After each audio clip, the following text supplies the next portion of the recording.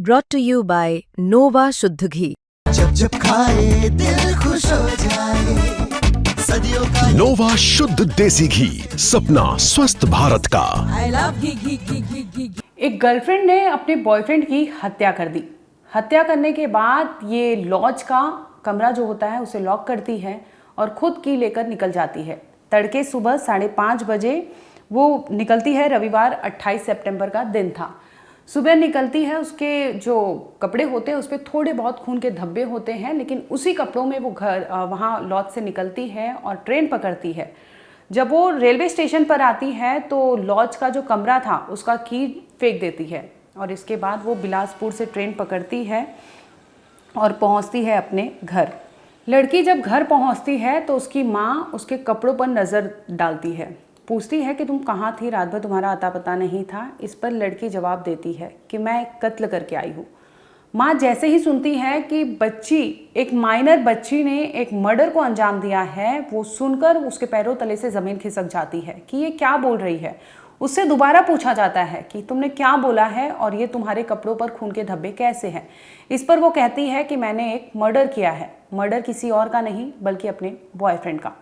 माँ सुनते ही फौरन पहुंचती है पुलिस थाने। वहाँ पर जाकर बिलासपुर के कोनी पुलिस थाने में पहुंचती है और बताती है कि इस तरह से उनकी बेटी जो है 28 सितंबर सुबह आती है और बताती है कि उसने एक मर्डर किया है। क्योंकि लड़की नाबालिग थी, ऐसे में पुलिस पहुंचती है उससे पूछताछ के लिए। उनकी माँ पिता जो रहते हैं उनके सामने ही पूछताछ करती है और लड़की वो कहानी सुनाती है जिसे सुनकर पुलिस भी हैरान रह जाती है। अब पुलिस को क्योंकि लाश का पता नहीं था, लड़की सिर्फ वर्बली बता रही थी कि उसने एक मर्डर को अंजाम दिया है और ये मर्डर उसने छत्तीसगढ़ के रायपुर में किया था और इसके बाद वो ट्रेन पकड़कर अपने घर बिलासपुर पहुंची थी। आखिर क्या थी कहानी और इस तरह से माइनर गर्लफ्रेंड ने अपने बॉयफ्रेंड की हत्या क्यों की थी, आइए आपको इस वीडियो में बताते हैं। स्वागत है आपका, आप देख रहे हैं क्राइम तक, मैं हूँ अश्विनी सिंह। दरअसल ये इस वारदात के बारे में बताएं इससे पहले आपको रूबरू करा देते हैं कि जो लड़का और लड़की थे, तो लड़के का नाम जो है वो बताया जा रहा है कि लड़का अभनपुर का है। जैसे ही कोनी पुलिस थाने में ये शिकायत दर्ज कराई जाती है, पता चलता है कि एक लड़की ने मर्डर किया है और मर्डर करने के बाद वो ट्रेन पकड़कर यहाँ पहुँची है। फौरन पुलिस संपर्क करती है गंज थाने, यानी रायपुर के अंतर्गत आने वाले गंज थाने में, और बताती है कि इस लॉज में लड़की बता रही है कि एक लाश है। फ़ौरन वहाँ की टीम पहुँचती है उस लॉज में और चेक करती है उस कमरा नंबर को और नॉक करके खोलती है, लेकिन अंदर से कोई हलचल नहीं थी। जिसके बाद स्पेयर की जो होता है उसके तहत उस दरवाज़ा को खोला जाता है तो भीतर वाकई वहाँ पर एक लड़के की लाश थी।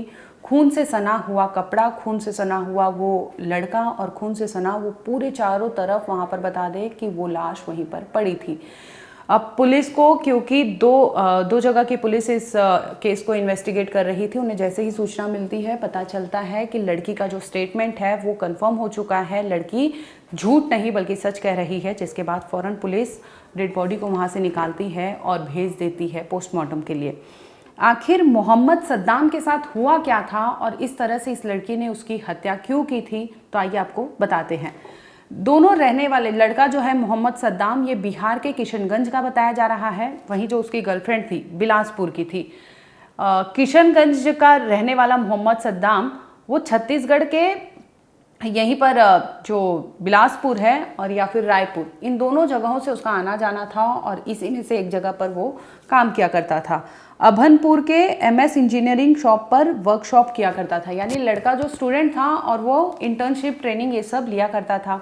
इसी दरमियान इन दोनों की मुलाकात होती है, यानी मोहम्मद सद्दाम की मुलाकात उस लड़की से होती है और दोनों दोस्ती करते हैं और देखते ही देखते ये दोस्ती इनकी प्यार में तब्दील हो जाती है। लड़की बिलासपुर की थी और लड़का जो था अभनपुर का था। इस दरमियान ये लोग मुलाकात के लिए रायपुर डिसाइड करते हैं। दोनों के लिए मिड पड़ता था और यहीं पर रायपुर में वो लड़की के साथ मिलने के लिए अमूमन बुलाया करता था। सालों साल ये दोस्ती और ये प्यार, इनका अफेयर जो था वो चल रहा था, सब कुछ ठीक चल रहा था। इसी दरमियान आपको बता दें कि ये लड़की जो है वो डिसाइड करती है कि उसे मिलना था। रविवार की बात है।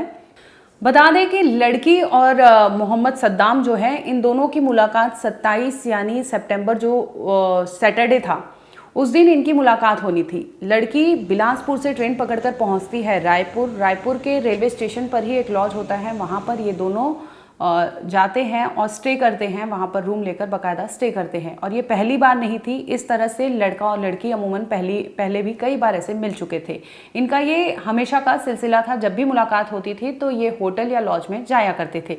इसी दरमियान सैटरडे को भी वो लड़की जब रायपुर में आती है तो ये लोग बिलासपुर से लड़की आती है और रायपुर रेलवे स्टेशन के पास ही लॉज लेते हैं, जहां पर स्टे करते हैं। इस दरमियान ये लोग निकलते हैं रायपुर में, मीटअप के बाद निकलते हैं मार्केटिंग और ये सब घूमने फिरने के लिए।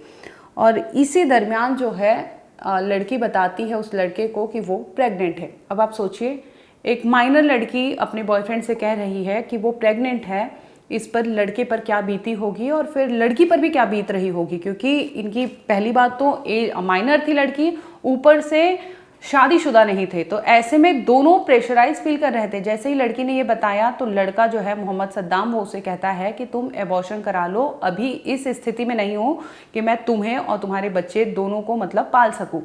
ऐसी सूरत में लड़की उसे कहती है कि वो एबॉर्शन नहीं करेगी, वो शादी करना चाहती है और शादी कर कर वो घर बसाना चाहती है। तो वो लड़के पर दबाव बनाती है कि तुम शादी कर लो। लड़का राजी नहीं होता। इसके बाद दोनों में थोड़ी बहुत बहस होती है और ये लोग लॉज से निकलते हैं, मार्केट ये सब घूमते हैं। और लॉज के बाहर ही जब लड़की फिर से उस पर बोलती है कि मुझे एबॉर्शन नहीं कराना है, तो लड़का जो है वहाँ से चाकू लाता है और उसे कहता है कि अगर नहीं करोगी तो ये ठीक नहीं होगा। उससे डराता धमकाता है चाकू दिखाकर। अब लड़की को समझ नहीं आता। ये लोग लौटते हैं जब लॉज में, फिर से वो चुप हो जाती है, इस पर कुछ नहीं कहती। अब लॉज में जब जाती है तो वहाँ पर चुपचाप ये लोग खा पी के सो जाते हैं। रात के बता दें कि 2 से 3 बजे का वक्त होता है। इस दरमियान लड़की जो है लड़के के पास जाती है। जिस चाकू से लड़के ने उसे धमकी दी थी वो चाकू अपने हाथ में लेती है। अब वो कुछ सोचती समझती नहीं है, फौरन गला रेत देती है अपने बॉयफ्रेंड का। अब लड़का छटपटाता है, खुद को बचाने की कोशिश करता है, लेकिन इस कदर लड़की के ऊपर गुस्सा छाया हुआ था कि वो फौरन उसे काटती है और इस कदर काटती है कि लड़का छटपटाकर वहीं मौके पर ही दम तोड़ देता है। ये देखकर लड़की वहाँ से सारी चीज़ें छोड़ती है, खुद को उठाती है और रूम पैक करके खुद फरार हो जाती है। जब पुलिस वहाँ पहुँचती है तो पता चलता है कि लड़के की मर्डर किसी और ने नहीं किया है, बल्कि लड़के को मारकर वहीं पर फेंक कर उसकी गर्लफ्रेंड फरार हो जाती है, और वो भी प्रेग्नेंट गर्लफ्रेंड। अब पुलिस इस पर मुकदमा दर्ज करती है क्योंकि लड़की भी माइनर है और वो प्रेग्नेंट है। इस कदर अब पुलिस आगे मेडिकल जांच कराएगी कि क्या लड़की ने जो आरोप लगाए हैं, जो चीज़ें बता रही है, क्या वो सही है। इसके दूसरी तरफ की बात करें तो किशनगंज का रहने वाला जो बॉयफ्रेंड था उसकी बॉडी को पुलिस ने पोस्टमार्टम के लिए भेज दिया है। लड़की को पुलिस ने डिटेन किया है क्योंकि उसने मर्डर को अंजाम दिया था। इसके साथ ही उसके मोबाइल और जो अलग अलग बिलोंगिंग्स थे उसे भी जब्त कर लिया है। जो कपड़े उसने मर्डर के वक्त पहने थे उससे पुलिस ने अपनी कस्टडी में रख लिया एज अ एविडेंस। फिलहाल आपको बता दें कि इस मामले में आरोपी जो लड़की है उसे पुलिस ने डिटेन किया है। उसकी मदर उसके सामने थी। उसके बाद स्टेटमेंट लिया गया है जिसमें उसने कबूल किया है कि उसने ही, यानी गर्लफ्रेंड ने अपने हाथों से चाकू से अपने बॉयफ्रेंड का गला रेता है। वो भी प्रेग्नेंट थी और यही वजह होती है कि बच्चे को लेकर एबॉर्शन की बात चल रही थी, जो कि लड़की को सही नहीं लग रहा था। और वो इस कदर गुस्सा होती है अपने बॉयफ्रेंड से कि उसका गला रेत कर वहीं पर मर्डर कर देती है। और इसके बाद वो जाती है अपने घर पर और पूरी कहानी विस्तृत रूप में अपनी माँ को बताती है कि उसने क्या किया है। फिलहाल आपको बता दें कि पुलिस इस केस को लेकर इन्वेस्टिगेशन कर रही है। आगे इस केस में कुछ भी अपडेट होगा हम आप तक ज़रूर लाएंगे।